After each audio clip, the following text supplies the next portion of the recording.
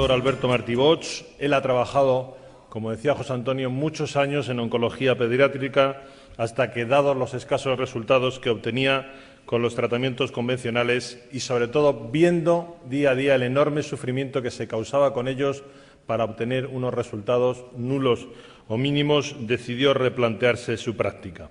Hoy, 20 años después, y transformarse ampliamente en otras disciplinas que no se enseñan todavía, vamos a ver si ahora las universidades privadas se animan, en las facultades de medicina, decidió que lo primero era, como el viejo adagio médico dice, no hacer daño. Así que ha desarrollado un protocolo de síntesis que está dando resultados espectaculares. De momento son eso, resultados, pero seguro que en el futuro serán mucho más. Con todos ustedes, ya para cerrar este tercer congreso, dándole las gracias por su atención, el doctor Alberto Martí Bosch.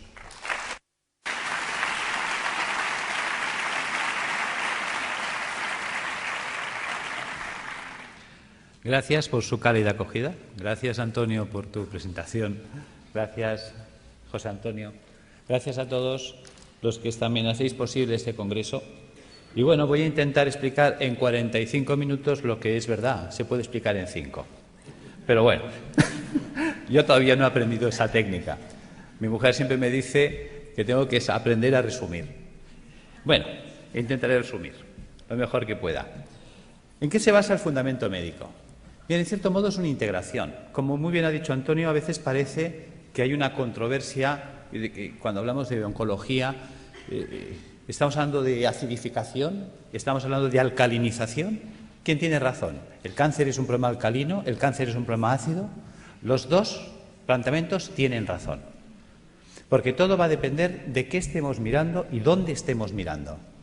El tumor en su interior es alcalino, mientras que en su exterior es tremendamente ácido. Por lo tanto, se genera esa dualidad, acidosis metabólica y alcalosis tumoral. Vamos a intentar explicar cómo se genera este fenómeno, que también esto nos va a permitir abordar la enfermedad y provocar la apoptosis tumoral. Es decir, el motivo del proyecto de trabajo que yo desarrollé inicialmente tenía una finalidad. Como yo trabajaba en hospital, me movía en hospital, estaba formado con la línea de hospital, veía realmente que en aquella época, pues, si tenemos una leucemia, un linfoma o un cáncer de mama, es igual, según sea de niños o de adultos, pues la única solución que teníamos era la quimioterapia. Pero esta realmente resultaba ser una terapia muy dura para el paciente. Náuseas, vómitos, pérdida de pelo, en muchos casos hasta se perdían los dientes, se descalcificaban las personas, dolores terribles. Claro, te planteabas cómo conseguir que el niño que estaba en tratamiento, cuando yo estaba en oncología infantil, cómo conseguir que el niño sufriera menos y cómo conseguir también que el tratamiento fuera más eficaz. Es decir, si en lugar de dar 20 sesiones, si lo podíamos solucionar con 10, con 5. Bien, y eso es lo que me llevó a investigar qué podíamos hacer para mitigar la situación del paciente. Entonces, me planteé que lo primero que teníamos que hacer era entender, para resolver un problema, lo primero que hay que hacer es entender el problema. ¿Qué es el cáncer? Te dicen, bueno, unas células que se han vuelto malas. Y bueno, sí, pero ¿y por qué? Ayer no eran malas y hoy sí lo son. Algo ha hecho que estas células degeneren, algo ha hecho que estas células se alteren. ¿Qué es lo que hay? Nadie daba contestación. ¿Hay alguna...? ¿No se oye bien en la sala? Es que parece que había un comentario por el fondo. Bien, volvemos. Entonces, ¿qué es lo que qué es lo que puede hacer que la célula se vuelva mala? Bien. Pasa el tiempo, indagas, te mueves, estudias medicina ortomolecular, estudias fitoterapia, estudias homeopatía, estudias dietética y nutrición, que son cosas que en la facultad no nos enseñan. Tienes que marcharte fuera del país, porque aquí eso no se enseñaba. Entonces, pues bueno, tuve la suerte de ir topando con gente extraordinaria, como fue Brillinger, el grupo de Hofer, estuve con Demar, Saint-Jean, en Francia, en Austria, estuve en Holanda con Oswald, estuve en Manchester con Norman Eddy, pude estar en Houston con el grupo de John Stiles, Will Spark, Denis de Lucas. Toda esta gente me fue abriendo un campo de posibilidades y una visión de la enfermedad. Con todo ese bagaje de contactos y conocimientos, pues entonces nos planteamos montar ya un proyecto. Yo estaba en la universidad haciendo prácticas de histología y me hizo gracia que muchas veces hacía extinciones y a unas salían artefactadas y otras no. ¿Qué es un artefacto? Un artefacto es cuando al hacer una tinción, si esto es una célula, aparecen manchas alrededor de ellas. Te decían que lo habías teñido mal. Y en cambio otras salían perfectas, solo se teñía la célula y el entorno no. Bien, tú con la ignorancia de estudiante piensas que sí, que igual has hecho mal la tinción, pero un día cae en tus manos un libro. Y el doctor Pischinger es un hombre que es anatomopatólogo, es catedrático de la Facultad de Medicina en Viena, en Austria, y presenta una tesis doctoral cum laude que se presenta, creo que se publicó en el año 70, The Matrix and the Matrix Regulations. Yo este trabajo lo conozco a través del doctor Ovirne. Me intereso por ese libro, lo leo, y creo que este hombre nos abre las puertas a la comprensión de la enfermedad, no del cáncer, de todas. Este hombre nos plantea que la enfermedad empieza alrededor de la célula, no en la célula. Es el entorno celular el responsable de que la célula se altere. Bien por fallo renal, bien por fallo hepático, bien por fallo pulmonar o bien por fallo multisistémico, todos a la vez. El sistema básico, podríamos decir que consta de esto, de pulmón, hígado, riñón, sistema vascular arterial, sistema vascular venoso, sistema intersticial, célula. En este caso hemos puesto la piel, pero que sepáis que también puedo poner mucosa, es indistinto. Si os fijáis, de aquí para aquí piel y de aquí para adentro mucosa. Si ahora cortara el labio, tendría en un lado piel, otro mucosa y el sistema celular en medio. Luego entenderéis por qué explico este detalle. Bien, ¿qué ocurre? Resulta que el pulmón, el hígado y el riñón son filtros que como tales trabajan 24 horas al día desde que nacemos hasta que morimos. El corazón de una persona en reposo sabemos que mueve 5 litros de sangre por minuto. Luego, por cada uno de estos filtros pasarán, lógicamente, como mínimo 5 litros de sangre por minuto. Todo el mundo entiende que si esto es el filtro del aire de un automóvil, ponemos en marcha el automóvil y el aire pasa a través del filtro, el filtro se va a ensuciar. Y te dicen que cuando esté sucio, cuando tenga 5 o 10.000 kilómetros según el tipo de filtro, que lo cambies. Lo entendemos en un coche, pero no lo queremos entender en las personas. Vamos a reflexionar sobre este dato. 5 litros de sangre por minuto y una persona en reposo. Si cada minuto pasan 5 litros de sangre, ¿qué es lo que están filtrando estos señores? Los residuos metabólicos del sistema celular. De la sangre arterial es la que lleva oxígeno, azúcares, grasas, proteínas, minerales. ¿Para qué? Para nutrir al sistema celular. Hay que enviarle oxígeno, hay que enviarle grasas, hay que enviarle proteínas para que la célula se nutra, se oxigene, viva. Pero esta célula, cada vez que respira, cada vez que recibe oxígeno, ella genera un residual metabólico o basura, que es el CO2. Si yo le envío grasas, ella la va a usar y la va a metabolizar, y cuando esta grasa se degrada, la tira, que es el colesterol. Algo así cuando nosotros ponemos aceite de oliva en una sartén, freímos un huevo, freímos una chistorra y cuando el aceite está quemado lo tiramos. Pues el colesterol sería el aceite quemado, que este debe ser eliminado. Y si le enviamos proteínas, me devuelve ácido úrico. Son ejemplos sencillos. Sabemos que es mucho más compleja la bioquímica celular, pero nos vamos a centrar en 3 datos, en 3 valores fácilmente comprensibles.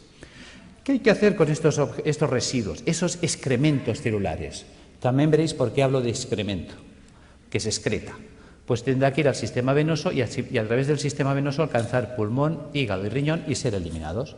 Fácil es entender que si la célula genera 3 bolsas de basura y eliminamos 3 bolsas de basura, no hay problema. Resulta que estos residuos son de carácter ácido. Ácidos grasos, ácido úrico, ácido carbónico. Bien, mientras el cuerpo sea capaz de hacer esto, no hay problema. Volvamos, rebobinemos. Hemos dicho que el corazón de una persona en reposo mueve 5 litros de sangre por minuto. Eso quiere decir que si en un minuto pasan 5 litros de sangre por el pulmón, el hígado y el riñón para ser filtrados, en 60 minutos pasarán el equivalente a 300 litros. 60 minutos es una hora, luego son 300 litros por hora, que no lo pensamos.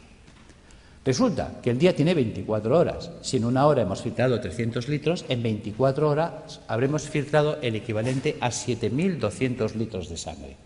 Vamos a ser generosos y le vamos a asignar a la sangre densidad 1, como si fuera el agua, que es más densa. La sangre, ya lo sabemos. 1 litro, 1 kilo. Sabemos que 1 litro de agua pesa 1 kilo. Por lo tanto, 7.200 litros pesarán 7.200 kilos. Sabemos que cada 1.000 kilos es 1 tonelada. Luego estamos hablando del equivalente a un camión de 7 toneladas al día.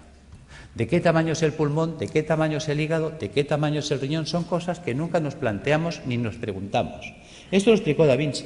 Da Vinci es un hombre que hace un trabajo de anatomía, estudia el cuerpo humano y aprovecha para comprender el cuerpo humano. Porque una de las preguntas que se hacía él era saber qué definía el cuerpo humano, dónde residía el equilibrio, la proporción del cuerpo humano. Y la encuentra en el puño. Por eso, desde entonces, los pintores hacen este gesto para pintar. El dedo sirve para establecer el punto de fuga y darle profundidad al plano. El puño es la proporción para trasladar al lienzo. Desde entonces sabemos que si yo me quiero comprar un calcetín, el perimetral del puño es la longitud de mi pie. O simplemente cojo referencias anatómicas, mi costilla y mi clavícula. Si miramos aquí dentro está mi pulmón. ¿Qué pasa? Que mis dos puños son mi pulmón. Si yo cojo como referencias la costilla, aquí dentro está mi hígado. Por lo tanto, si yo cierro los puños, veréis que es la distancia que estoy marcando, 2 puños. Si pongo el puño detrás, el espacio entre costillas y cadera es mi puño. ¿Cuántas veces habéis oído tengo el estómago en un puño? Y es porque estamos dimensionados por el puño. Por lo tanto, hemos hecho esta representación para que veáis el tamaño del pulmón, del hígado y del riñón. Son 2 puños de una persona. ¿Os imagináis un camión de 7 toneladas? Es una persona en reposo. Que sepamos en reposo toda la vida, Buda, que vivía en meditación trascendental. Nosotros no somos Buda. Nervios, estrés, sobrecargas alimentarias, tóxicos alimentarios. Esto va a hacer que estos filtros vayan trabajando de un modo, digamos, enloquecido. Llega un momento que, por lo tanto, estos filtros se van a obstruir. Y si nadie se ocupa de limpiarlos, porque nadie nos enseña cómo mantenerlos, ya que nosotros no los podemos cambiar en un coche. Nosotros cada 5.000 kilómetros, cada 5 años, no podemos estar cambiando los filtros del aire, el filtro del aceite y el filtro de la gasolina como en un coche. Claro, pues si no nos cuentan nada ni hacemos nada, estos se obstruirán. Empezaremos, por lo tanto, a retener CO2, empezaremos a retener colesterol, empezaremos a retener ácido úrico, puesto que un filtro obstruido ya no trabaja al 100%, su rendimiento cae. Entonces nos vamos a encontrar que en el organismo puede variar el pH. Claro, el cuerpo no puede permitir que el pH varíe en sangre. Muchas veces nos preguntamos, ¿cómo es posible que un deportista de élite, entrenado, perfecto, esté corriendo en un campo y caiga fulminado o muerte súbita? Porque a veces ha ocurrido eso, un bloqueo metabólico. Es decir, la acidosis metabólica que ha generado ha sido tal que su pulmón, hígado y riñón no han sido capaces de drenar, ha entrado en una acidosis metabólica brutal en sangre. Sabemos que una variación del pH en un medio provoca un stop de reacciones químicas. Las reacciones químicas en sangre se paran, muerte. Algo tan simple, digamos, se nos pasa por alto. Estamos encontrándonos que entonces el cuerpo muchas veces lo que hace para evitar este fenómeno, evitar que haya un stop de reacciones químicas en sangre, empieza a hacer un acúmulo, va a retener estos radicales ácidos libres en el espacio intersticial. Por lo tanto, se irá empantanando el sistema.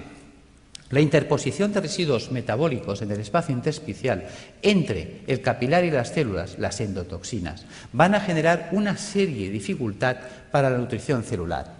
Son los trabajos también de Reykjavik, cuando hablaba de la homotoxicología, es decir, la célula acabará ahogada por sus propios residuos metabólicos, por sus propios detritus, por sus propios excrementos. Esta barrera de ácidos que se nos va a formar, de ácido úrico, de ácidos grasos, etcétera, va a impedir que la célula se nutra. Veamos. ¿Veis la diferencia de imágenes? Es decir, la célula sana vive, digamos, flotando. El 70% del cuerpo es agua. Fijaros que eso es lo que llamaríamos el plasma intersticial. Ella tiene que vivir en una piscina de agua cristalina y transparente. Si los filtros se obstruyen, y ya este drenaje no se puede llevar al 100%. Imaginaros que la capacidad de filtraje es del 80%. Quiere decir que el 80% del carbónico, el 80% de los ácidos grasos, el 80% del ácido úrico se eliminará, pero el 20% se quedará parte atascado en los filtros, parte en sangre y parte se empezará a acumular en el espacio intersticial. Si esto se va llevando en el tiempo hacia adelante, acabará ocurriendo esto. Fijaros que ahora el entorno celular, y esa era la idea de Pischinger, la enfermedad empieza alrededor de la célula, no en la célula. Es el entorno celular el que va a degradar ese sistema. Fijaros que ahora la célula ya entra en precario. Fijaros que estos son ácidos. Los ácidos son altamente corrosivos. ¿Qué pasa? Que si yo tengo aquí oxígeno y quiero que el oxígeno vaya del capilar hasta la célula, tiene que atravesar esta barrera de ácidos y reaccionan con él y se los sacuden del medio. Cualquier nutriente tendrá que quedarse aquí, atacado por los ácidos, con lo cual la célula se queda sin oxígeno y sin comida, y además atacada químicamente por sus propios ácidos. Fijaros que esto explica el por qué. Cuando yo tengo un tejido sano y hago una tinción celular, no se artefacta el entorno celular, mientras que cuando tengo un tejido enfermo y hago una tinción en una anatomía patológica, sí se artefacta el entorno celular, sí que fija colorantes. Se utilizan habitualmente colorantes de carácter básico, los ácidos fijan las bases, luego el entorno celular se ha vuelto ácido. Por lo tanto, los que hablan de que la degeneración celular está basada en un proceso de ácido, tienen razón, aquí están los ácidos. Claro, fijaros que esta célula en estas condiciones, ¿qué opciones tiene? Solo tiene dos opciones. Sin oxígeno, sin comida y atacada químicamente por los ácidos, opción 1, morir por falta de oxígeno, quemadas químicamente por los radicales acumulados a su alrededor. Fijaros que si una célula no se defiende, no reacciona, porque la célula no es una tuerca, no es un tornillo, es un ser vivo, es inteligente, es un ser que, lógicamente, por eso decimos que si no estuviera vivo no se podría morir. Fijaros que esta célula tiene que tener su capacidad de reacción.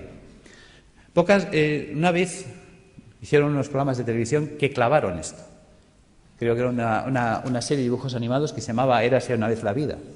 Ahí lo clavaron. Las células son los ciudadanos del cuerpo.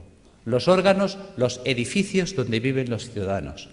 Arterias y venas, calles y avenidas, por donde transportamos los alimentos, por donde recogemos las basuras.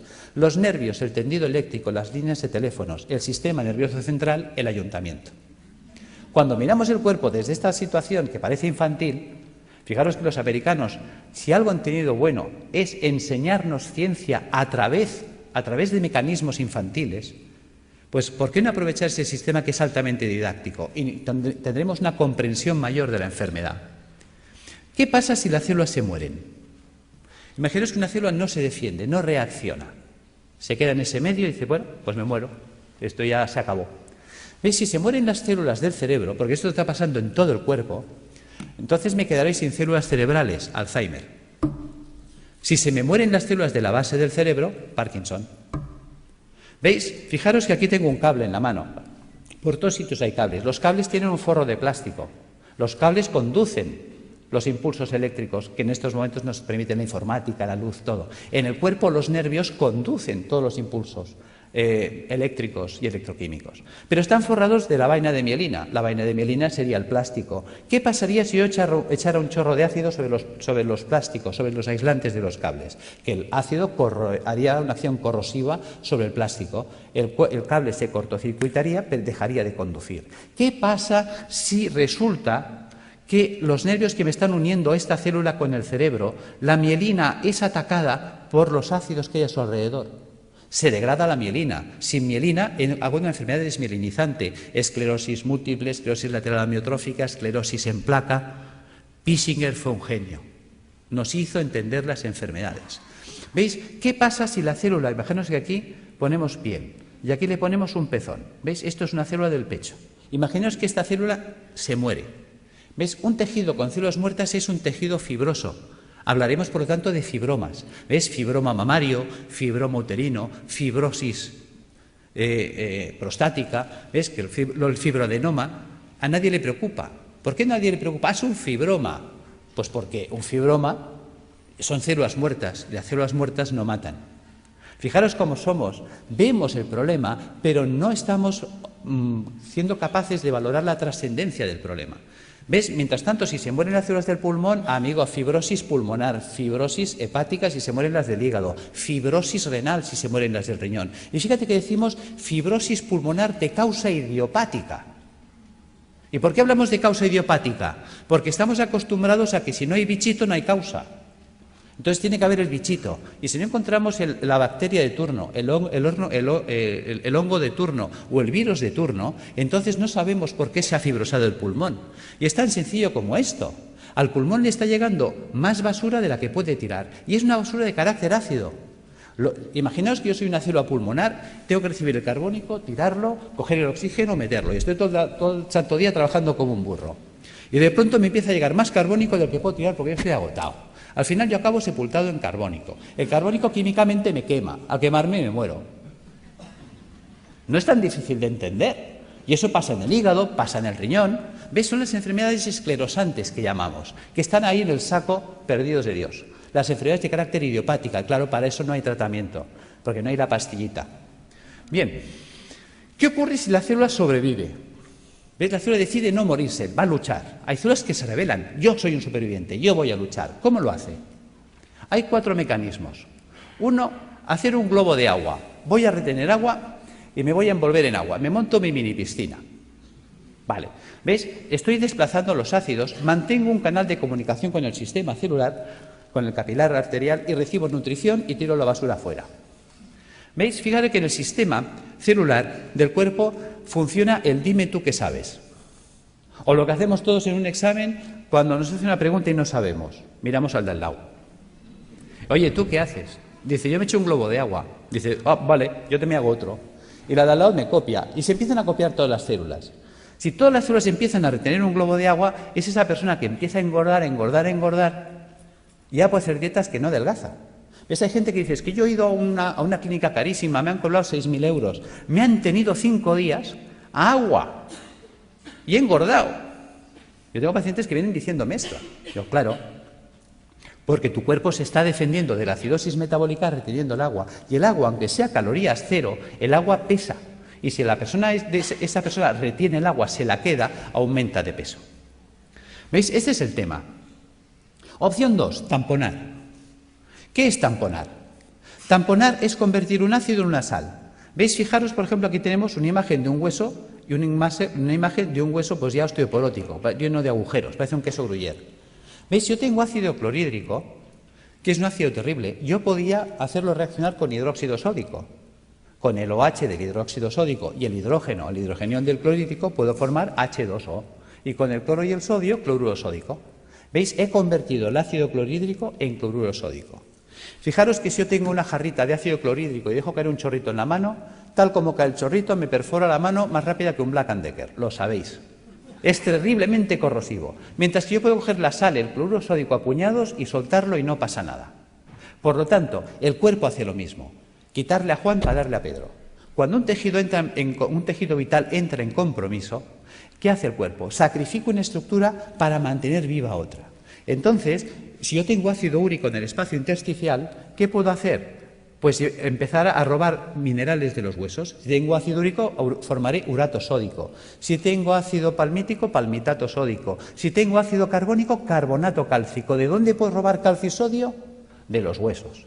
Y empezamos a entender la osteoporosis, la artrosis, la artritis, el ataque ácido a los huesos. ¿Veis? Y aparecen entonces calcificaciones en los tejidos blandos. Uy, tienes calcificaciones en la mama, tienes calcificaciones en el pulmón. Fíjate que el cuerpo nos está avisando. Te está diciendo que el siguiente paso, ¿cuál va a ser? ¿Ves? Nos queda un paso que es el drenaje. Fijaros, volvamos atrás, que yo por la piel puedo eliminar carbónico. Yo por la piel puedo eliminar grasas, tengo el cutis graso, lo habéis visto 1000 veces. Yo por la piel saco amoníaco, urea. Veis que hay gente que mancha las amarillas, las camisas, los sobacos de cercos amarillos, urea. ¿Veis? Si yo saco un sudor excesivamente ácido por la piel, la célula, ya que antes de morir, ¿qué hace? Empieza a echarlo todo por la piel. Si saco un sudor muy ácido por la piel, se me quemará la piel. Ataque químico, dermatitis, psoriasis, eczemas. Por eso dicen que la psoriasis no se cura, porque la quiero curar con una pomadita desde fuera, cuando el problema está dentro. ¿Veis? Vamos entendiendo las enfermedades. Realmente nos abrió los ojos. Si yo entiendo la enfermedad, yo puedo resolver la enfermedad. Si yo entiendo el problema, yo puedo resolver el problema. Lo que no podré es nunca resolver un problema que no entiendo o no quiero entender. Esta es, diríamos, la situación en la que nos encontramos. ¿Veis? Podemos hacer el drenaje hacia las mucosas, que decíamos antes. Si en lugar de drenar hacia la piel, dreno hacia las mucosas, pues entonces tendríamos un problema a nivel de mucosas, llagas de boca, llagas de esófago, llagas de estómago, colitis ulcerosa. Claro, la gente dice, oye, ¿qué es lo que y por qué hay gente que drena por la boca y otros drenan por el colon y otros drenan por el estómago u otros drenan por la piel? Porque el cuerpo, hemos dicho, que es como una ciudad donde el sistema nervioso central es el ayuntamiento. Ejemplo. ¿Veis? Creo que hubo una época en la que Madrid tenía un conflicto de basuras.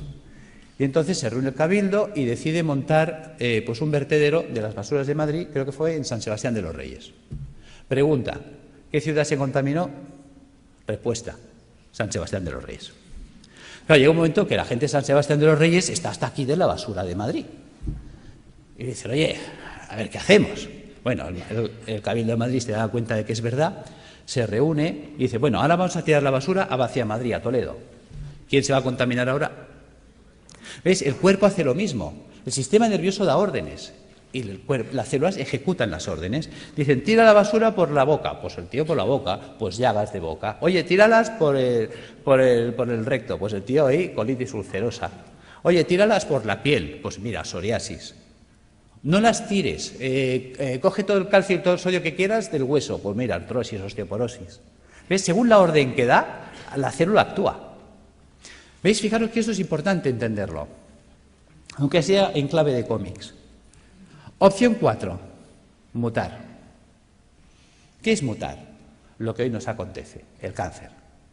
¿En qué consiste la mutación? ¿Veis? Célula sana que muta a célula tumoral. ¿Cómo vive la célula sana? La célula sana vive en un medio alcalino, vive con oxígeno, vive con poco sodio y vive utilizando proteínas levógiras giradas a la izquierda. ¿Qué ha pasado? Ha pasado que el medio se ha vuelto ácido. ¿Veis? La célula tumoral muta porque su entorno ya no es alcalino, se ha vuelto ácido. Se ha quedado sin oxígeno. ¿Qué opción le queda a esta célula sin oxígeno? Solo tiene dos opciones, o morir o mutar. ¿En qué consiste la mutación? ¿Veis? Sabéis que la célula para vivir necesita energía. La energía es el ATP. ¿De dónde saca el ATP? Bueno, pues hemos hablado, creo que se ha hablado hoy del ciclo de Krebs. ¿Ves? En la mitocondria podemos obtener el ATP a través de la vía oxidativa, con oxígeno. Pero cuando una célula no tiene oxígeno, puede abrir una ruta alternativa que es la del pirúvico.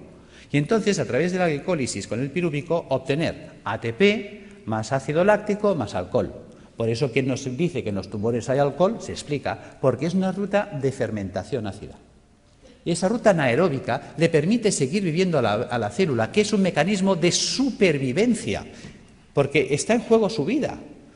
Y entonces ella, ¿qué hace? Empieza a cargar mucho sodio en su interior.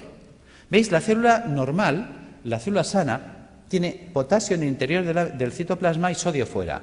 Se invierte, entra el sodio dentro de la célula a mansalva y el potasio sale, porque estamos usando un sistema inverso.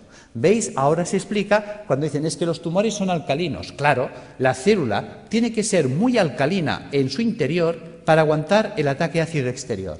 ¿Entendéis que todos tienen razón?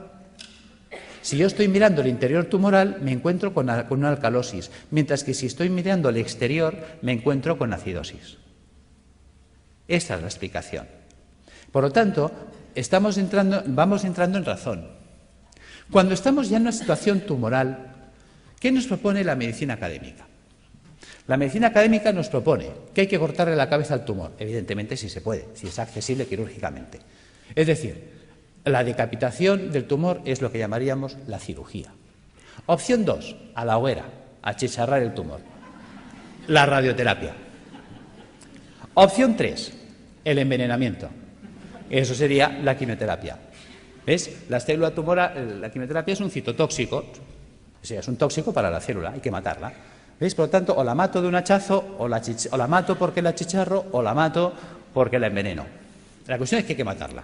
Y además es verdad, porque si no nos mataría a nosotros. Bien, por lo tanto, si observamos, esas tres opciones que nos da, nos hace entender que estamos anclados, por decirlo así, en el siglo XII, por no decir el siglo I. Decapitación, hoguera, envenenamiento. Queda en clave de humor, pero es real. O sea, cuando hay un tumor, no hay más. O le corto la cabeza, o la achicharro, o la enveneno. Vale. Pero si pensamos como en el siglo XII, aunque la escena que os he puesto pertenece, creo que es al siglo I, nos encontramos que si pensamos como en esa época, nos queda una cuarta vía que la estamos olvidando. ¿Qué podían hacer con un enemigo difícil de batir? El asedio. ¿Os acordáis? Numancia. Le quitamos el agua, le quitamos la comida, y sin agua, sin comida, esperar, que se muere solito. Bien, eso sería la apoptosis. ¿Cómo acorralar el tumor? Pues alcalinizando al paciente, puesto que el paciente ya que está muy ácido y el ácido me está desencadenando el problema, vamos a alcalinizarlo. Resulta que sabemos que el ácido tumoral para poder vivir necesita mucho sodio. Resulta que al paciente hipertenso le decimos come sin sal, al paciente cardiópata le decimos come sin sal, al paciente que está mal del riñón, al nefrópata le decimos come sin sal. Pues digamos al oncológico que coma sin sal, puesto que el ácido tumoral necesita mucha sal para ser muy alcalina en su interior. Si le quito la sal, lo hago polvo. Luego, utilizar enzimas proteolíticos de acción selectiva. ¿Qué es un enzima proteolítico de acción selectiva? Una enzima que destruye proteínas, pero no todas. ¿Cuáles? Las dextro. Resulta que la célula tumoral, para vivir, ha tenido que desarrollar un tipo de proteína que es la dextro. Fijaros que en el cuerpo todos los aminoácidos son L-metionina, L-cisteína, L-arginina. ¿Por qué? Porque nuestras proteínas son levo, pero las proteínas levógiras son estables en un medio alcalino, en un medio ácido no son estables. Luego necesito una proteína estable en un medio ácido, la dextrógira. Vale, pero si yo pongo a circular enzimas proteolíticos de acción selectiva que destruyan a esa proteína, ¿ves? Ya le he quitado el sodio, le he quitado la comida, le quito los ácidos. Y luego resulta que la célula tumoral, al volverse anaeróbica, se vuelve vulnerable al oxígeno. El oxígeno es tóxico para las células anaeróbicas, las mata. De hecho, yo he estado en Alemania aprendiendo técnicas de ozonoterapia porque el ozono es tóxico para la célula anaeróbica. Vale. También podemos utilizar peroxidasas, enzimas que ayuden a liberar mucho oxígeno en los tejidos. ¿Cómo conseguir esto? ¿Cómo vamos a alcalinizar al paciente? Recuperando la función del hígado y del riñón y del pulmón, eliminando las toxinas acumuladas en el espacio intersticial. ¿Cómo lo vamos a hacer? Pues con dieta alcalinizante, con hidroterapia, con tratamiento natural y con tratamiento físico. ¿Veis? Si yo utilizo quimioterapia solo, ¿cuántos pilares tengo? 1. Mientras que si uso dieta, baños, tratamiento natural y tratamiento físico, ¿cuántos pilares tengo? 4. Es más estable. Esa es la idea. Que entendamos qué es la dieta, que nunca se nos habla de ella, qué es la hidroterapia, la gran olvidada. Hasta se me ha llegado a decir que esto no es científico. Y me lo han dicho médicos, esto de los balnearios, esto no es científico. Y resulta que existe en la Universidad Complutense una cátedra de hidroterapia médica, de hidrología médica. O sea, ni siquiera sabemos lo que tenemos en nuestras propias universidades. Y es de las mejores cátedras que hay en Europa. Cuando te mueves fuera, te hablan, oh, la doctora Bacaicoa. ¿Y tú quién es la doctora Bacaicoa? Hasta tienes que empezar a buscar y pues dices, san Dios, tengo que conocer a esta mujer. Cuando me cae el libro, y también, digamos, es un libro que he escrito, ahora no recuerdo el otro autor, que también es un profesor emérito, dices, por Dios, empiezas a tirar del libro y dices, ¿y por qué me han ocultado que existe esto a mí? Bien, seguimos. ¿Qué es esto de las plantas y qué es esto del tratamiento físico? Vamos a entrar ahí. ¿Por qué dieta? Muy importante. La dieta cárnica es acidificante de la orina. Si yo me como carne, mañana estoy haciendo pis de carácter ácido. Mientras que si yo como vegetariano, mañana estoy haciendo pis de carácter alcalino. ¿Qué quiere decir esto? Que la dieta vegetariana me alcaliniza. Vale.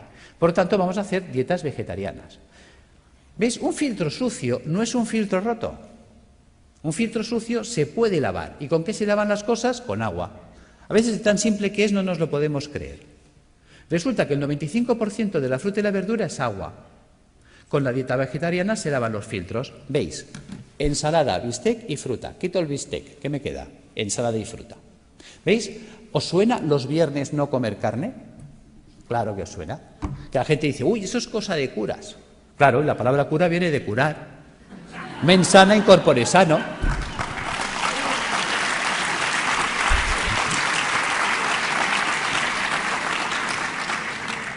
Claro, ¿qué ocurre? Que cuando las cosas, gracias, pero bueno, es para romper un poco el ritmo porque estaréis cansados y dormidos.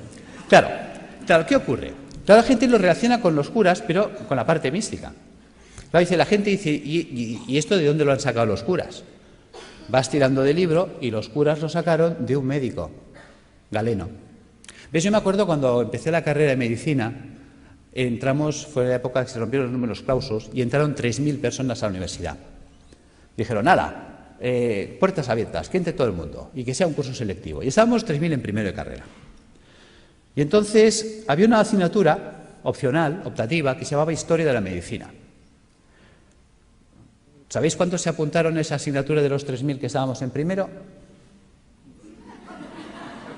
Nadie más.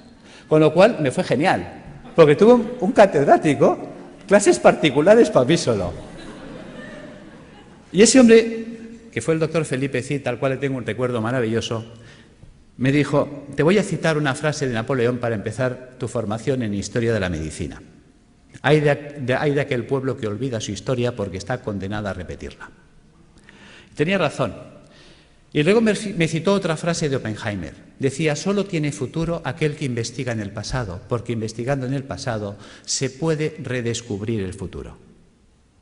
Tiene miga. No dijo descubrir, dijo redescubrir. ¿Veis? Nuestros abuelos nos decían: está todo inventado. Y era verdad.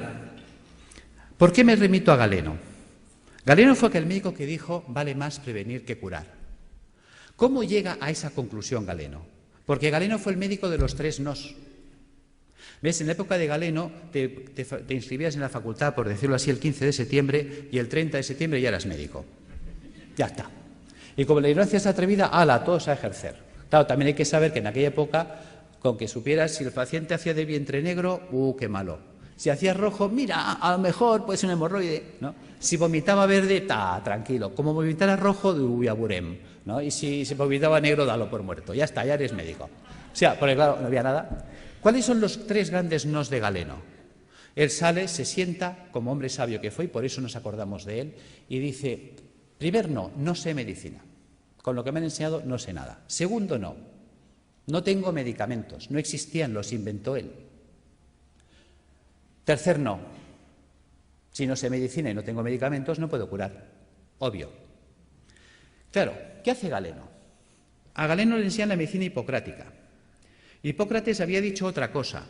Hipócrates dijo: que tus alimentos sean tus medicamentos, que tus medicamentos sean tus alimentos. Y se queda tan pancho. ¿Por qué dice esto? Porque él observa cosas curiosas. En aquella época la gente vivía muy asilvestrada, todos vivíamos en el campo, muy silvestres, y encima vivíamos con vacas y ovejas, y realmente el ser humano tiende a copiar y a hacer lo que hacen los demás animales. ¿Ves? Que además es curioso, tiene relación con la historia de la medicina y la historia del medicamento. ¿Veis? Fíjate que un vaquero, o sea, un señor que cuidaba vacas en Escocia, creo que fue, le contó a un veterinario que había observado, que le llamaba la atención desde pequeño, que cada vez que una vaca le salía un tumor o un bulto en la mama, en las ubres, pues que dejaba de comer pasto normal y se iba a buscar una planta que nunca la comía, que nadie la quería. O sea, tú se la ofrecías y te la escupía. Pero cuando tenía un tumor o un bulto en las ubres, iba como loca a buscarla. ¿Y qué iba a buscar esa vaca? Vinca, la vinca pervinca. Resulta que el veterinario no deja en saco roto el comentario del pastor, sino que coge esa planta y se la lleva a la universidad y la analizan. Y se dan cuenta que es verdad, que en la vinca existe un principio activo antitumoral. De ahí salió la vincristina. ¿Os suena? ¿Veis? La historia del medicamento viene de las plantas. Pues lo mismo hizo Galeno. Galeno se da cuenta de que Hipócrates hablaba de que los pacientes que se ponían amarillos, es decir, el hígado, empezaban a comer como locos alcachofas, se veían alcachofas. Entonces, muchos mejoraban si comían muchas alcachofas. ¿Cuál era el problema? Que había que comer 60 alcachofas al día. Se establece un concepto de dosis. Claro, a ver quién es el guapo que desayuna, come, merienda y cena 60 alcachofas al día y durante un año.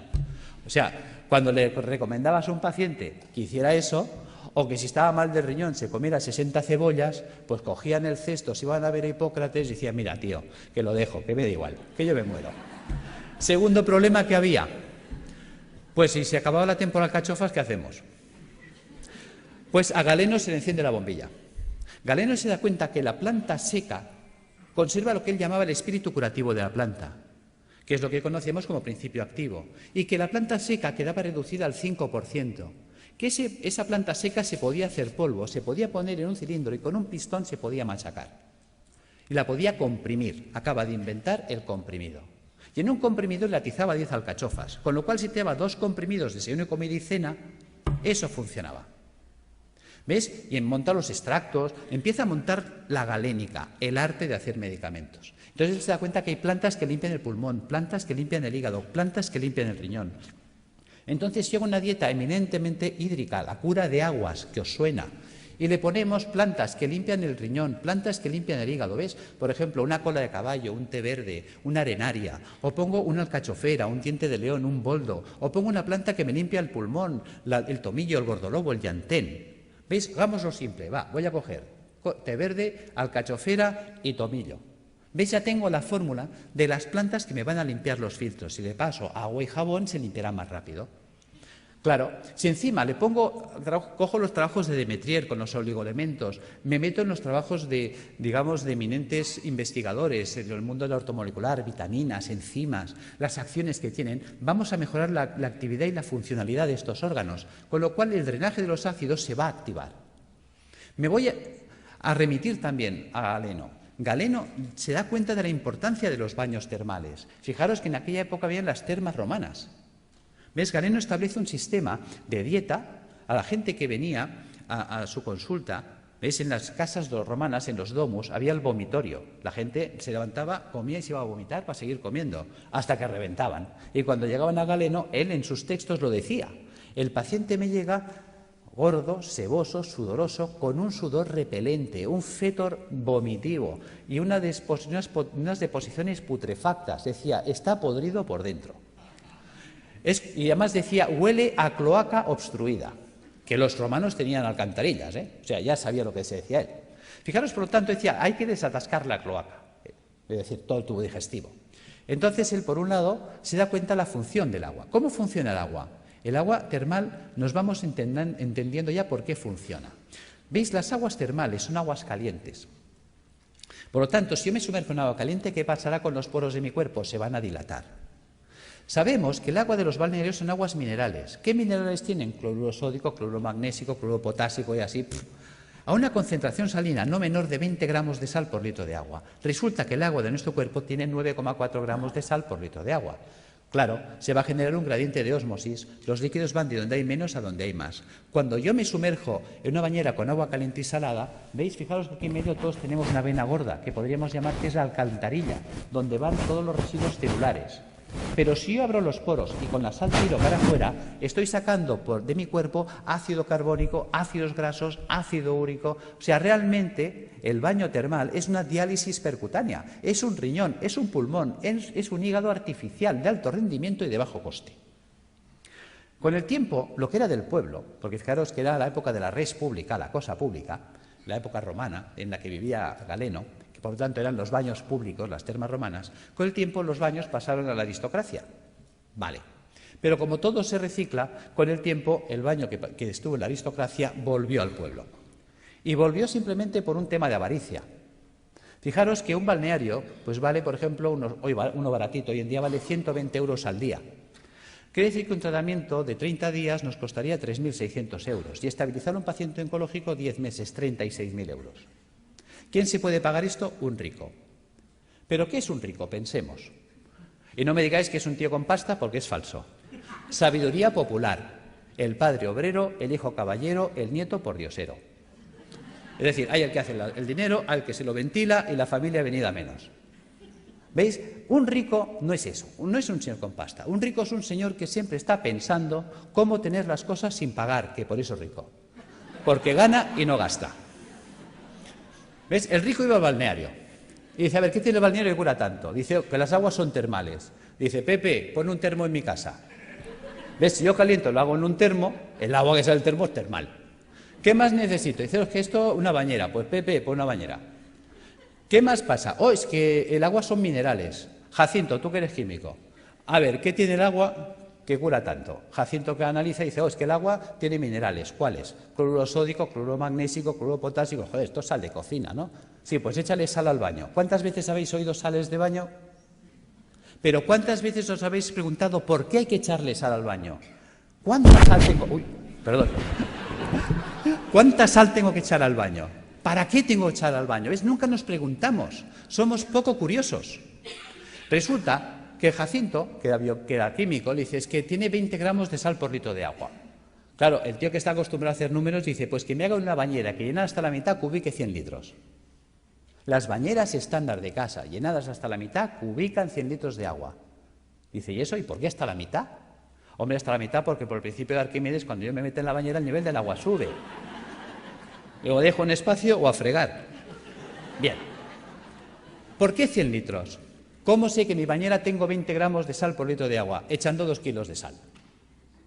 ¿Ves? 2 kilos son 2.000 gramos. 2.000 gramos en 100, tacho 2 ceros. Tacho 2 ceros, 20:1. Ya tengo la concentración salina.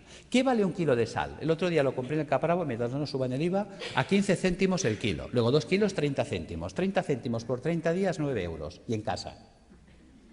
Yo tengo pacientes que me llegan desesperados, y no por falta de razón. Me dicen, estoy en insuficiencia renal crónica desde hace 10 años. Ya he entrado en lista de trasplante, no aparece el trasplante y vienen hechos una pena, pobrecitos. La diálisis ya no da de sí y como no aparezca un riñón en 6 meses, yo no salgo adelante. Simplemente por decirle, ponte en la bañera con 2 kilos de sal cada día, a los 15 días ese hombre está alucinado de cómo tiene sus análisis, porque está haciendo una diálisis diaria. Está sacando ácido úrico por los poros, por ósmosis. Ósmosis percutánea. No pensamos el poder de la bañera. Ahora la gente está quitando las bañeras y abriendo los balnearios.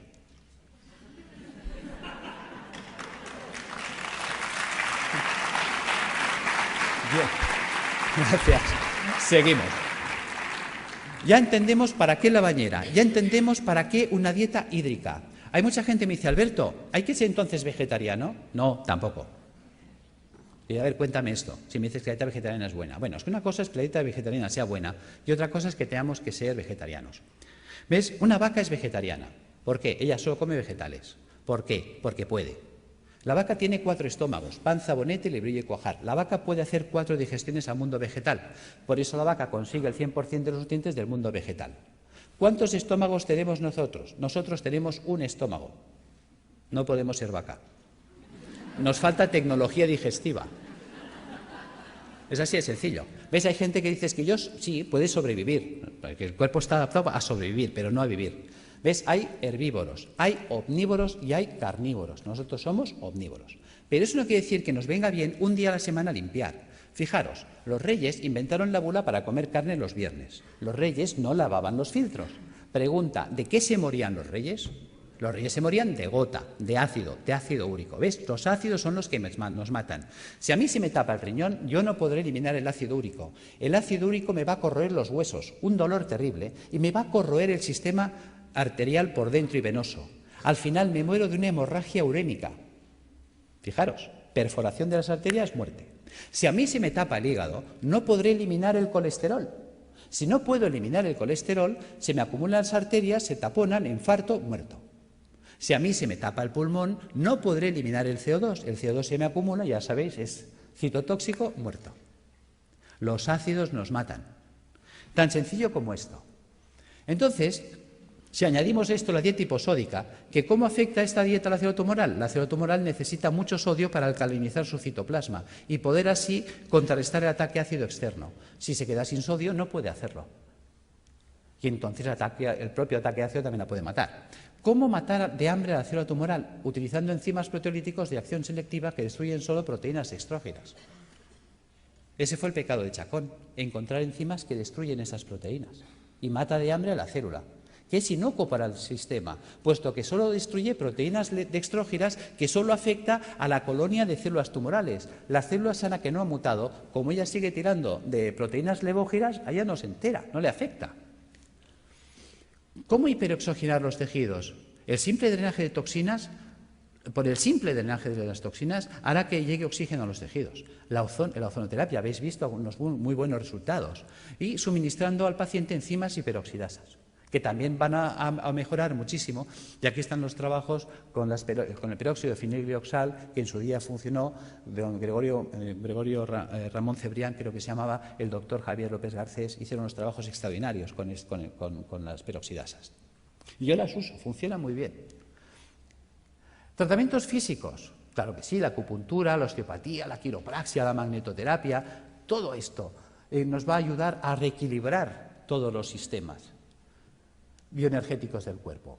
¿Qué ha pasado con toda esa acción que hemos desarrollado? Pues que la célula tumoral, su entorno ya no es ácido. A la célula tumoral le llega oxígeno, que es tóxico para las células. anaeróbicas o tumorales. Se queda sin sodio y se queda sin proteínas dextrógiras. Traducido, la célula sana conserva íntegra toda su ruta metabólica, todo lo que ella necesita para vivir, mientras que la tumoral se la hemos quitado. Algo así como si yo tengo una célula que se ha adaptado a vivir en agua dulce, un pez que se ha adaptado a vivir en el agua dulce, y cojo ese pez y lo pongo en el mar otra vez. Ese pez de río en el mar se va a morir, aunque esté en agua, porque el agua es distinta. No es su ecosistema. Nos estamos cargando directamente el ecosistema de la célula tumoral, y eso nos conduce a la apoptosis. Sin sodio, sin proteínas dextrógiras, sin ácidos y con oxígeno en el medio, la célula tumoral no puede vivir. Fijaros que yo puedo alcalinizar con bicarbonato sódico, claro que sí. Que podemos estar debatiendo si es un hongo el que desencadena el sistema o es un sistema que se ha acidificado y ha generado las condiciones para que esto suceda. Yo me inclino por lo segundo. ¿Veis? Fijaros, vamos a pasar estas dos imágenes. Las imágenes hablan por sí solas. ¿Veis? La célula normal tiene que vivir en una piscina de agua cristalina y transparente. Mientras que si nosotros no hemos cuidado, porque nadie nos ha hecho entender la importancia de comer un día a la semana vegetariano, de bañarnos un día a la semana en agua con sal, de tomar plantas depurativas que nos ayuden a tener limpios los filtros, mira qué fácil es. ¿Ves? Si nosotros desde pequeñitos acostumbramos a nuestros hijos a bañarse en la bañera con 2 kilos de sal, a comer vegetariano un día a la semana y a tomar una infusión de alcachofa, tomillo y té verde, esto estaría funcionando limpio toda la vida. Y entonces estaríamos siempre en estas condiciones. ¿Veis? Fijaros, si yo no limpio esto, ¿qué pasa? Que ahora esta célula que tendría que estar viviendo en una piscina de agua cristalina y transparente, ahora tiene que vivir en una piscina de aguas fecales, sus propios excrementos, porque a lo que hemos comentado antes, ¿veis? A esto, al ácido carbónico, al ácido graso y al ácido úrico le podríamos llamar el excremento celular. ¿Por qué le llamamos excremento celular? Vamos a ver. Si nosotros comemos, ¿qué hacemos? Caca. Y si nosotros bebemos, ¿qué hacemos?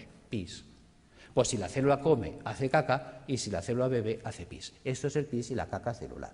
Si nadie se la recoge, la pobre célula tiene que vivir flotando en aguas fecales. Y mientras el agua no llega aquí, todos tranquilos, y diciendo, y no hagan olas, pero como la cosa empieza a subir, lo entendéis. ¿Veis? Posibilidades de que esta célula se infecte en una piscina de aguas fecales. Es como si tú tienes un hijo y tienes 2 piscinas, una de agua limpia, cristalina, transparente y tratada y una fosa séptica llena de aguas fecales. Y le dices al niño, ¡hala, niño, haz aquí 4 piscinas en la fosa séptica! Se te muere el niño. Lo entendemos en ese ejemplo y no lo queremos entender aquí. Es algo tan gráfico como lo explicó Pissinger, es algo tan genial que dices, Dios mío, y tan simple de poder llevar al paciente a estas condiciones, que las cosas van a ir mucho mejor. Fijaros que todo vale incluso. Ya sé que José Antonio hasta me puede tirar el zapato, porque claro, cuando empezó mi trabajo, ¿cuál era el problema? Mi problema era que yo... Uy, perdón, ¿qué he hecho? Perdón. Vamos ya al fondo. ¿Cuál era el problema? Yo estaba trabajando con quimioterapia cuando empezó mi proyecto de trabajo. Y claro, no entendía cómo era posible que la quimio no funcionara si in vitro funcionaba. Y un día, cuando leo este trabajo, se me enciende la bombilla. Vamos a ver, supongamos que me viene un abogado ahora y me dice, Alberto, acabas de heredar una finca de la tía Carmeta en Tarragona. Pues vale, pues muy bien. Hombre, qué alegría, qué pena por la tía Carmeta, claro, pero también qué alegría por la finca. Son 600 hectáreas. Y dijo, Dios, te vas ahí y dice, pero yo soy médico. Ahora, me cojo un ingeniero agrónomo y me lo llevo para allá. Dice, a ver, tú ingeniero, ¿esto sirve para algo? Dice, hombre, está abandonada, está ruinosa esta finca, lleva 30 años que nadie la ha tocado, está silvestrada. ¿Pero vale o no vale? Dice, pues aquí cebada la que quieras. Dice, bueno, pues ponla en marcha. ¿Veis? Y ahora veo al ingeniero que coge el trigo o la cebada y empieza a echar la cebada entre los zarzales y los matorrales. ¿Tú qué dices? Dice, vaya ingeniero. Resulta que los médicos hacemos esto. Cuando tengo al paciente en situación tumoral, le atizo el suero en sangre y quiero que la molécula llegue a la célula. Se quema por el camino, no llega. Los ácidos la destruyen. Entonces tengo mucha toxicidad y poca efectividad.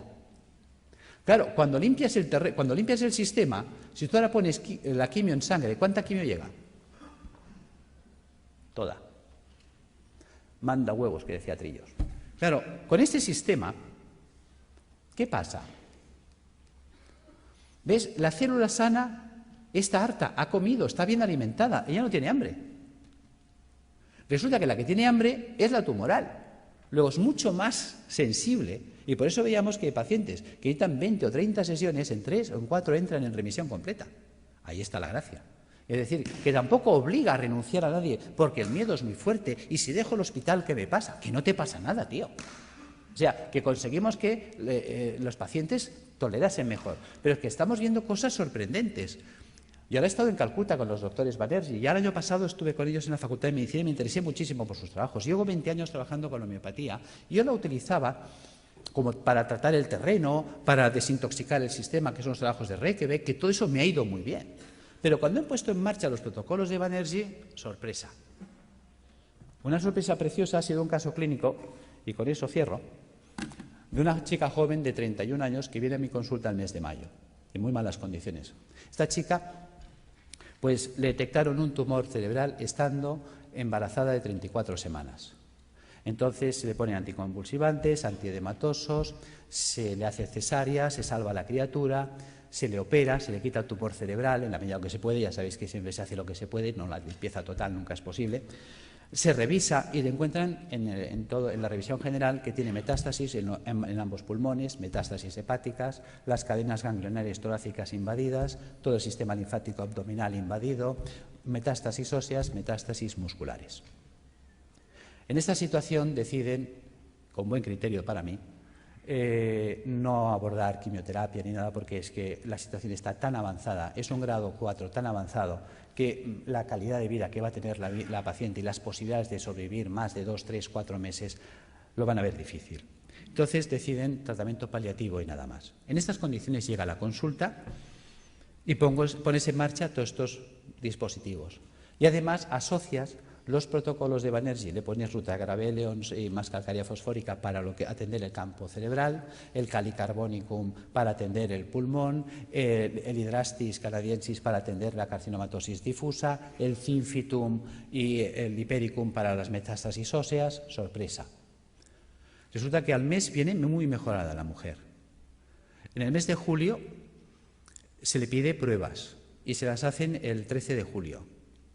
Y en el 13 de julio le observan, después de 2 meses y medio de tratamiento, que las metástasis pulmonares habían desaparecido, las metástasis hepáticas desaparecidas, las lesiones ganglionares en remisión completa, la lesión tumoral ni rastro cerebral desaparecida y las lesiones metastásicas de huesos y de músculos reducidas en un 50%. Esta mujer la volvemos a ver en septiembre, el estado general actual es increíble. Realmente está evolucionando muy bien. Ha sido catalogada de remisión espontánea. Y decimos...